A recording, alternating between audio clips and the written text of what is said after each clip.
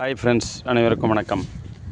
நீங்கள் பார்க்கக்கூடிய இந்த தாவரம் கிளியோடென்ட்ரான் இன்னர்பி என்று அழைக்கக்கூடிய இந்த தாவரம் ஒரு அழகு தாவரமாக வளர்க்கப்படுகின்றன. இந்த பாருங்கள், டிசைன் கட் பண்ணி விட்டுருக்கு. இப்போ தான் எனக்கு குப்பை கூட எடுக்கலை, கட் பண்ண வேஸ்டேஜ் கூட எடுக்கலை.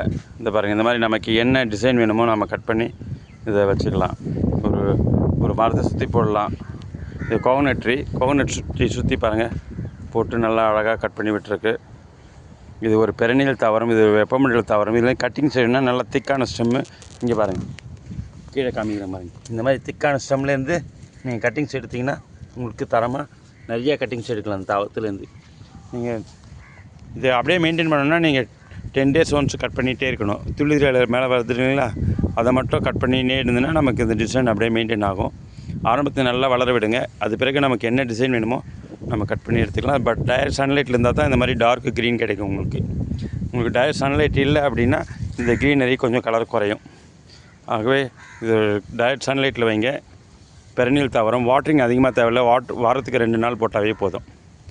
இது ஒரு வெப்பமண்டல தாவரம், அழகு தாவரமாக பயன்படுத்தப்படுகின்றன.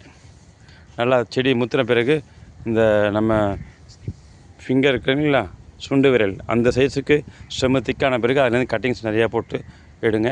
இல்லை வெண்ணிற பூக்கள் வரும், வெள்ளை நிற பூக்கள். இங்கே பாருங்கள், பூக்கள் பார்த்திங்களா, இந்த மாதிரி வெள்ளை நிறத்தில் நிறைய பூக்கள் வரும். இதில் இங்கே பாருங்கள், நிறைய பூக்கள் வரும், வெள்ளை நிறத்தில் வரும்.